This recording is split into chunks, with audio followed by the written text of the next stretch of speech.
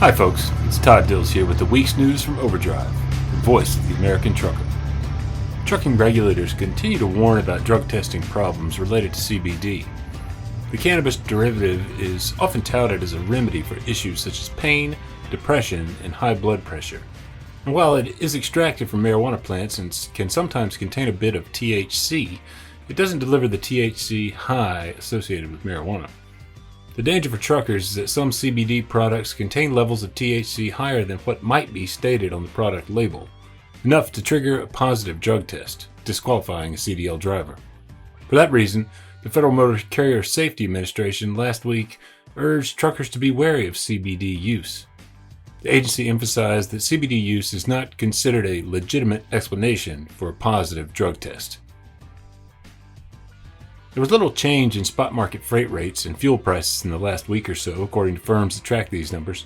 The drop in load posts and truck posts indicates likely downward pressure on rates in the next week, but in a broader view, there's reason for optimism.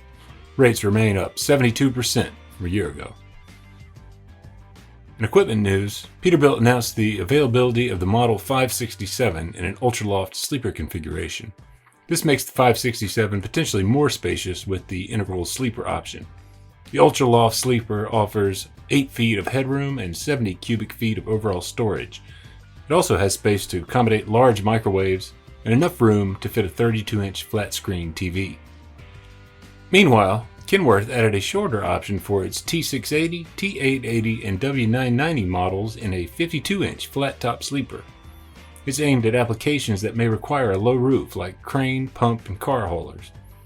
The W990 added a right-hand side horizontal tailpipe under the diesel particulate filter and DEF system to match the current T680 and TA80 offering as well. Drivers on I-17 southbound through Phoenix this weekend should plan for extra travel time and consider detours due to a resurfacing project. Arizona DOT crews will narrow the interstate to one lane between Daisy Mountain Drive and Pioneer Road in North Phoenix from 9 p.m. today through 10 p.m. tomorrow, June 5, for resurfacing. The southbound I-17 on-ramp at Pioneer Road will also be closed. Other temporary closures include parking facilities along I-66 east and westbound in Virginia. Truck parking at the Manassas rest areas at mile marker 48 will be closed for about 3 weeks starting Monday, June 7th. The rest areas will remain open to passenger and other two-axle vehicles. You can catch more updates via Overdrive's Roads 511 aggregation of state DOT and 511 traveler information services. Visit overdriveonline.com, search Roads 511. The California Trucking Association made the latest move in the controversial case around California's AB5 contractor law. CTA filed for the Ninth Circuit Court of Appeals to rehear the case. If the review is granted, all 29 judges in that circuit will be required to vote yea or nay on rehearing it. If denied again by the Ninth Circuit, CTA could petition the U.S. Supreme Court to hear the case. AB5 took effect in the beginning of 2020, but a district court judge granted CTA an injunction against its enforcement in trucking. By pushing to rehear the case, CTA has bought California truckers more time, as AB5 won't be enforced until the legal battle ends.